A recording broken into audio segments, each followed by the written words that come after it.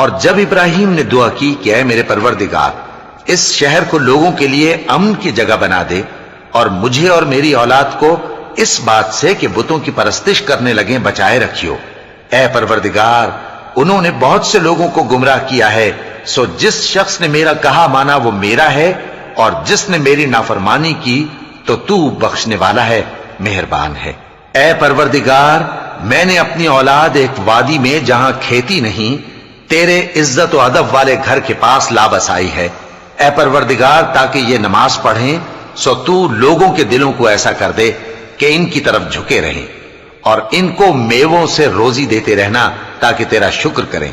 اے پروردگار جو بات ہم چھپاتے اور جو ظاہر کرتے ہیں تو سب جانتا ہے، اور اللہ سے کوئی چیز مخفی نہیں، نہ زمین میں نہ آسمان میں۔ اللہ کا شکر ہے جس نے مجھ کو بڑی عمر میں اسماعیل اور اسحاق بخشے، بے شک میرا پروردگار دعا سننے والا ہے۔ اے پروردگار مجھ کو ایسی توفیق عنایت کر کہ نماز پڑھتا رہوں، اور میری اولاد کو بھی یہ توفیق بخش۔ اے پروردگار میری دعا قبول فرما۔ اے پروردگار حساب کتاب کے دن میری اور میرے ماں باپ کی اور مومنوں کی مغفرت کیجو۔ شروع اللہ کا نام لے کر جو بڑا مہربان نہایت رحم والا ہے۔ اور مومنوں یہ نہ سمجھنا کہ یہ ظالم جو کام کر رہے ہیں اللہ ان سے بے خبر ہے،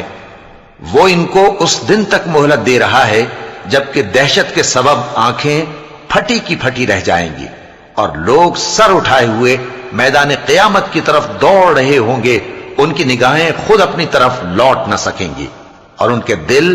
مارے خوف کے ہوا ہو رہے ہوں گے۔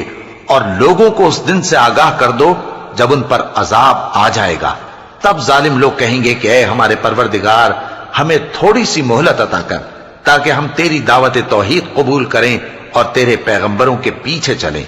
تو جواب ملے گا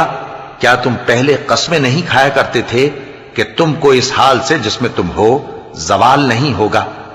اور جو لوگ اپنے آپ پر ظلم کرتے تھے تم ان کے مکانوں میں رہتے تھے،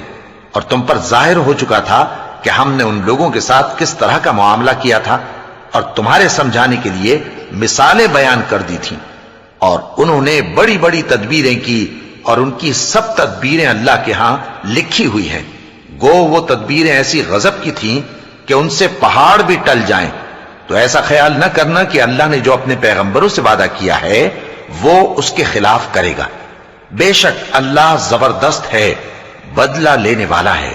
جس دن یہ زمین دوسری ہی زمین بنا دی جائے گی اور آسمان بھی بدل دیے جائیں گے، اور سب لوگ اللہ کے سامنے نکل کھڑے ہوں گے جو یکتا ہے بڑا زبردست ہے۔ اور اس دن تم گناہگاروں کو دیکھو گے کہ زنجیروں میں جکڑے ہوئے ہیں، ان کے کرتے تارکول کے ہوں گے، اور ان کے چہروں کو آگ لپٹ رہی ہوگی، یہ اس لیے کہ اللہ ہر شخص کو اس کے اعمال کا بدلہ دے۔ بے شک اللہ جلد حساب لینے والا ہے۔ یہ قرآن لوگوں کے نام اللہ کا پیغام ہے تاکہ ان کو اس سے ڈرایا جائے، اور تاکہ وہ جان لیں کہ وہی اکیلا معبود ہے، اور تاکہ اہل عقل نصیحت حاصل کریں۔